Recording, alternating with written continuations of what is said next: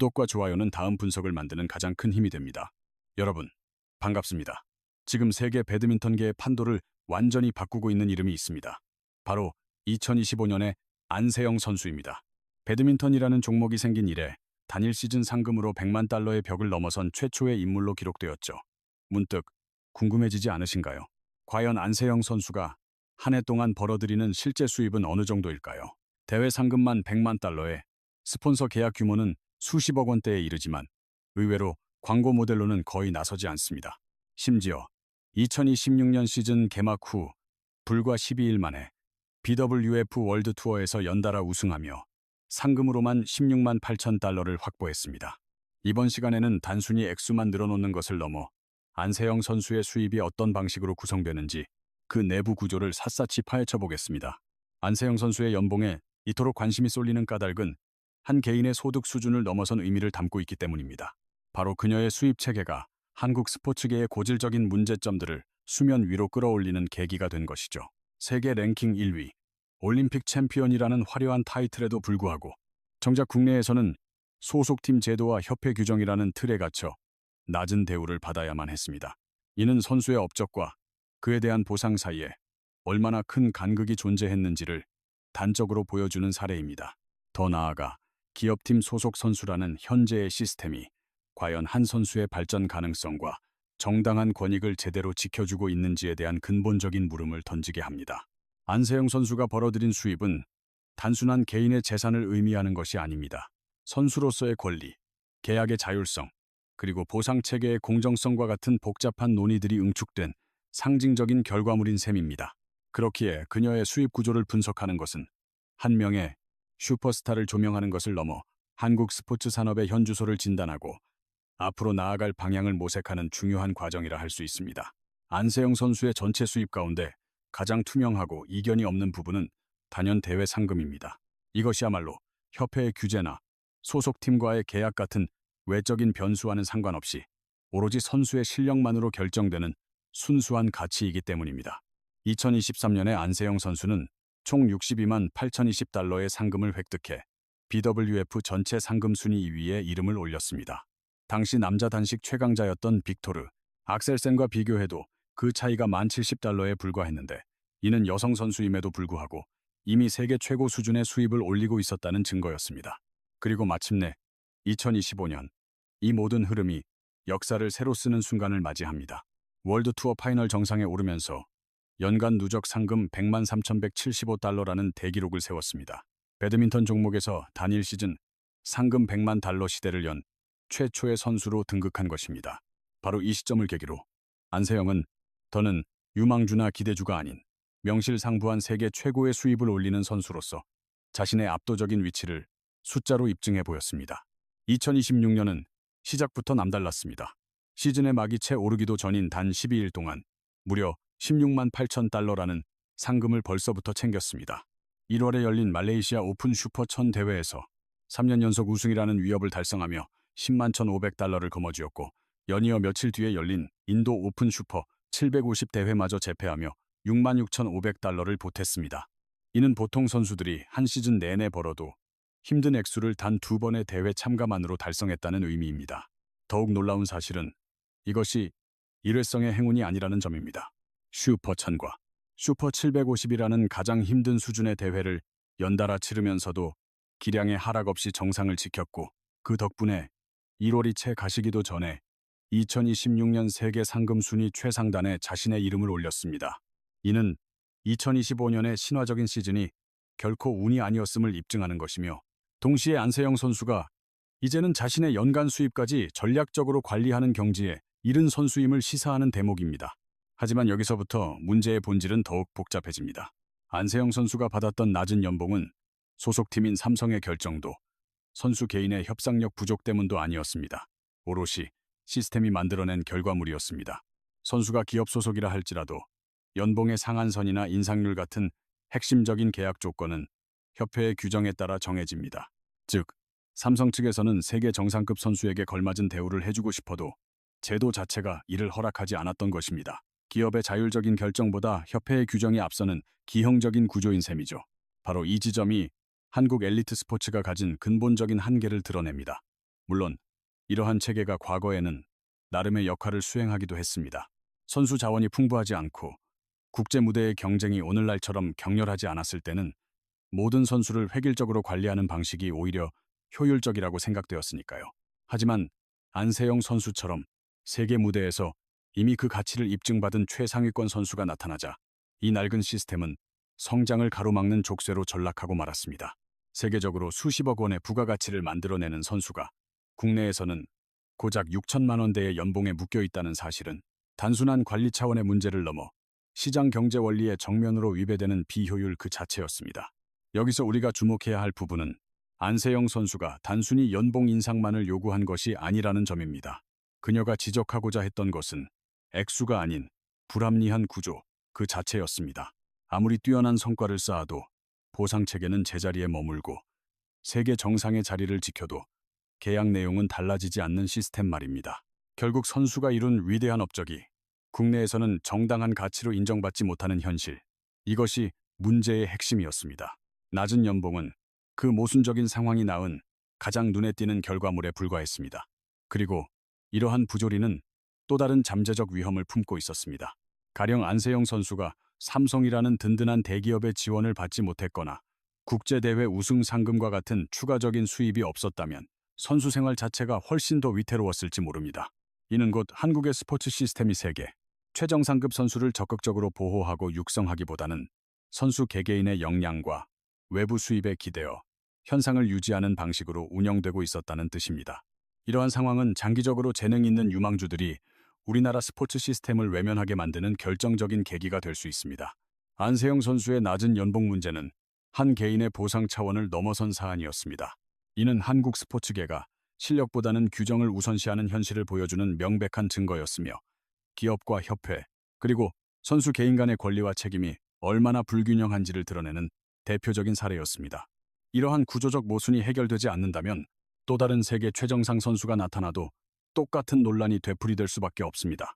그렇기에 안세영 선수의 연봉 이야기는 일회성 이슈로 끝나지 않습니다. 이 역설적인 상황을 계기로 기존의 틀이 흔들리기 시작했고 그 틈 속에서 새로운 수익 모델과 계약 방식, 그리고 선수의 권리에 대한 근본적인 재검토가 활발하게 이루어지기 시작했습니다. 그리고 그 변화의 시작점에 있었던 것이 바로 다음에 다룰 개인 후원 계약과 연봉 체계의 전면적인 개편입니다.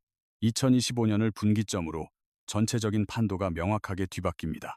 그전까지 안세영 선수의 수입은 대회 상금에 크게 의존하는 불안정한 구조였으나 요넥스와 체결한 개인 후원 계약은 이러한 판도를 근본부터 뒤엎는 중요한 전환점이 되었습니다. 4년간 총액 100억 원, 매년 약 25억 원에 달하는 이 계약은 단순히 액수가 크다는 것을 넘어 한국 배드민턴 역사에서 세계 최고 선수의 시장 가치를 제대로 인정한 첫 번째 사례가 되었습니다. 이 계약이 갖는 상징적인 의미는 금액에만 머무르지 않습니다. 이전까지 한국의 배드민턴 선수들은 협회가 주도하는 단체 계약의 틀 안에 묶여 있어 선수 개개인의 브랜드 가치를 독립적으로 인정받는 경우는 거의 없었습니다. 요넥스와의 계약은 이러한 오랜 관행을 사실상 깨뜨리는 계기가 되었습니다.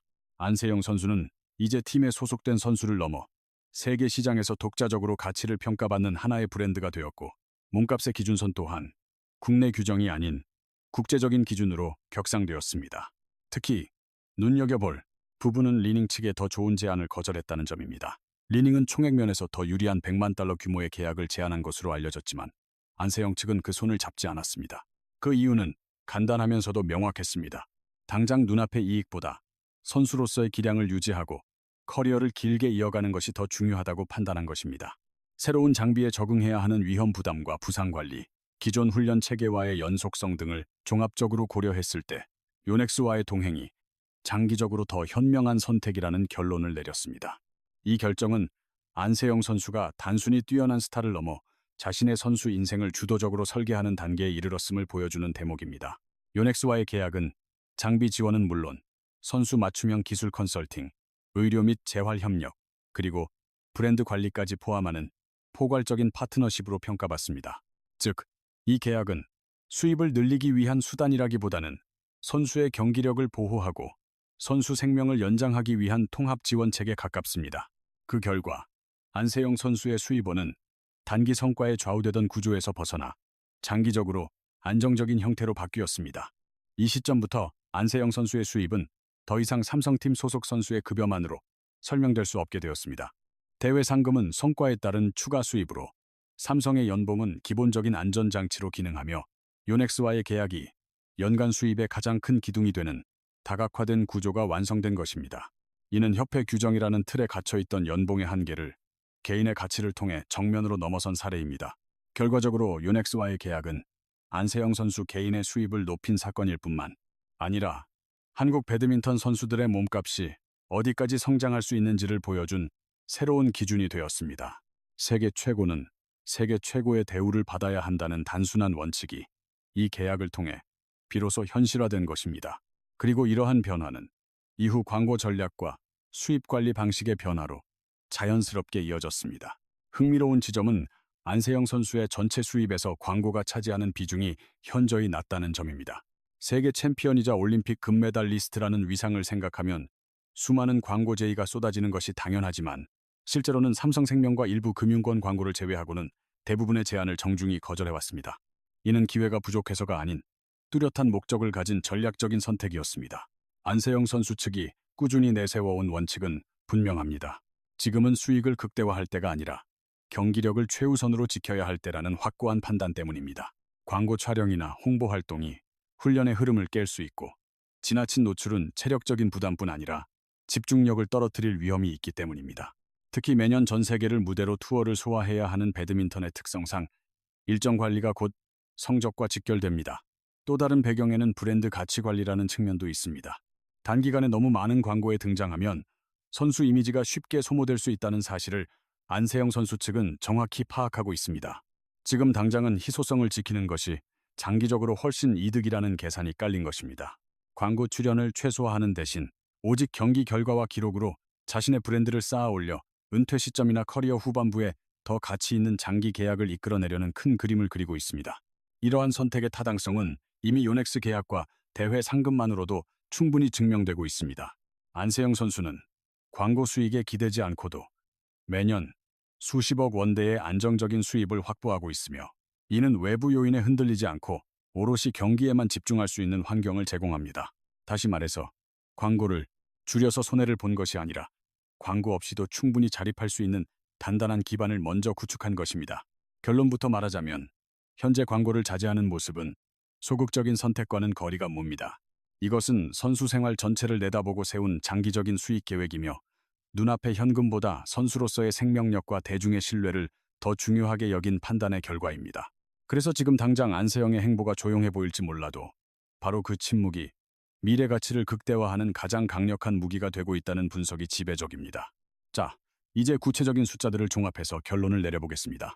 2026년도를 기준으로 안세영의 한 해 수입을 최대한 보수적으로 잡아봐도 그 구조가 과거와는 얼마나 근본적으로 달라졌는지 명확히 알 수 있습니다. 우선 가장 계산하기 쉬운 대회 상금부터 살펴보죠.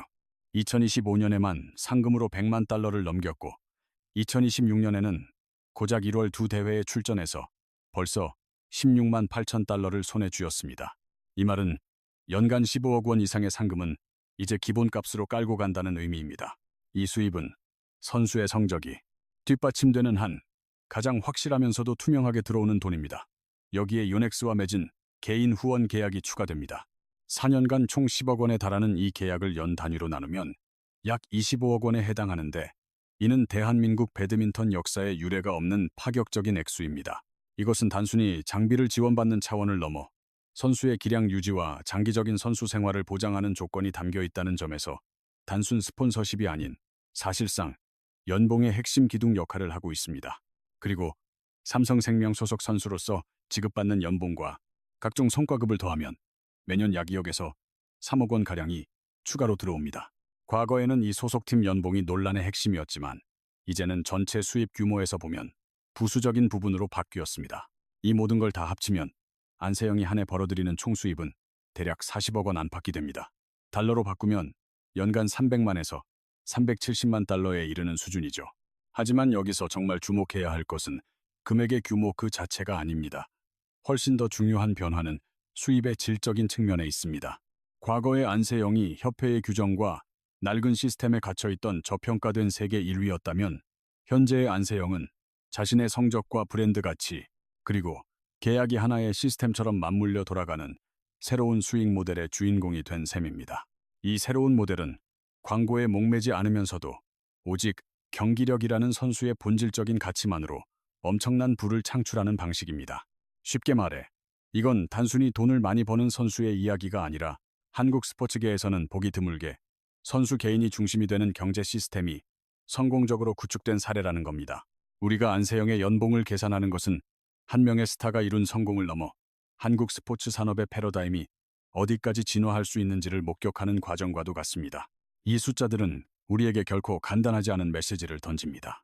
안세영의 연봉은 한 명의 슈퍼스타가 얼마나 벌었는지에 대한 성공 신화가 아니라 대한민국 스포츠 시스템 전반에 대한 근본적인 질문이라고 봐야 합니다.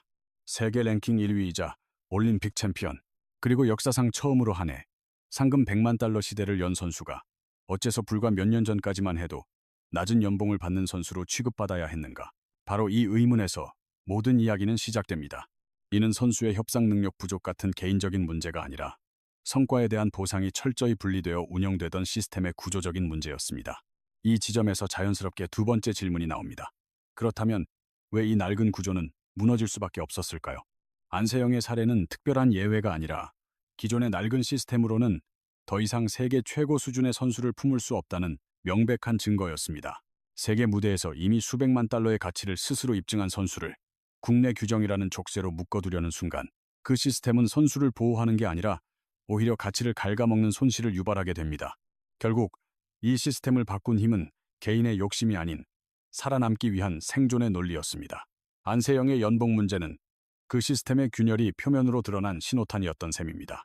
이제 마지막 질문은 가장 본질적이고 무겁습니다.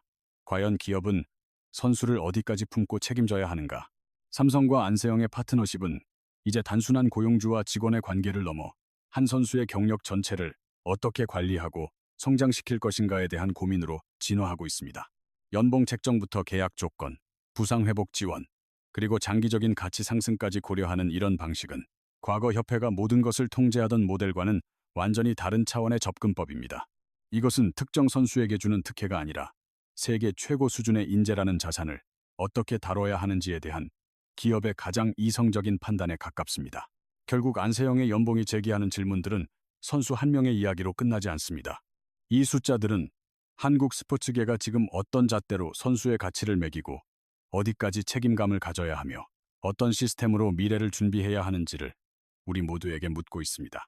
그리고 이 질문들 앞에서 더 이상 과거의 낡은 방식으로는 정답을 내놓을 수 없다는 사실 하나만큼은 확실해졌습니다.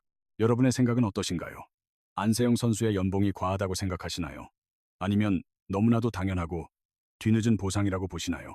다음 영상에서는 안세영 선수가 은퇴한 이후에도 왜 광고 시장의 절대 강자로 군림할 수밖에 없는지 데이터를 통해 깊이 있게 파헤쳐 보겠습니다.